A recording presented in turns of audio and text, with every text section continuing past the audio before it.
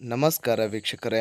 September 29ರಿಂದ Bigg Boss Kannada season 11 ಸುದೀಪ್ರಿಂದಲೇ show ಆರಂಭವಾಗುತ್ತಾ ಅನ್ನೋದ್ರ ಬಗ್ಗೆ ನಾನು ನಿಮಗೆ ಮಾಹಿತಿಯನ್ನು ಕೊಡ್ತೀನಿ.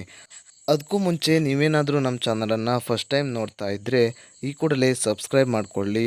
ಹಾಗೆಯೇ ಪಕ್ಕದಲ್ಲಿರುವಂತಹ ಬೆಲ್ಲೈಕನ್ ಕೂಡ ಕ್ಲಿಕ್ ಮಾಡಿ ಆಲ್ ಬಟನನ್ನು ಸೆಲೆಕ್ಟ್ ಮಾಡಿಕೊಳ್ಳಿ.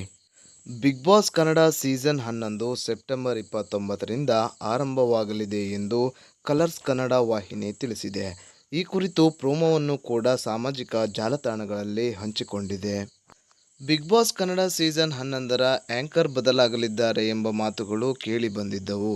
ಆದರೆ ನಟ ಕಿಚ್ಚ ಸುದೀಪ್ ಅವರೇ ಶೋ ಅನ್ನು ನಡೆಸಿಕೊಡಲಿದ್ದಾರೆ ಎನ್ನುವುದು ಖಚಿತವಾಗಿದೆ. 10 ವರ್ಷದಿಂದ ಒಂದು ಲೆಕ್ಕ, ಈಗಿಂದ ಒಂದು ಲೆಕ್ಕ ಎಂದು ತಮ್ಮದೇ ಸಿನಿಮಾದ ಡೈಲಾಗ್ ನೆನಪಿಸುವ ಡೈಲಾಗನ್ನು ಪ್ರೋಮೋದಲ್ಲಿ ಸುದೀಪ್ ಅವರು ಹೇಳಿದ್ದಾರೆ.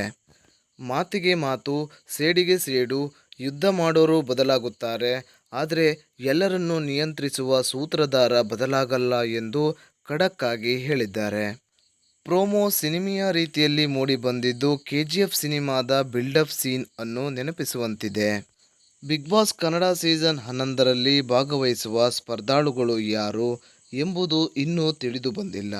ಈ ಬಾರಿ ಹಲವು ಅಚ್ಚರಿಗಳನ್ನು ಈ ಸೀಸನ್ ಹೊತ್ತು ತರಲಿದೆ ಎನ್ನಲಾಗಿದೆ. ಈ ವಿಡಿಯೋ ಬಗ್ಗೆ ನಿಮಗೆ ಇಷ್ಟವಾಗಿದ್ದಲ್ಲಿ ಲೈಕ್ ಮಾಡಿ, ಕಾಮೆಂಟ್ ಮಾಡಿ, ಹಾಗೆಯೇ ಶೇರ್ ಮಾಡಿ. Thank you.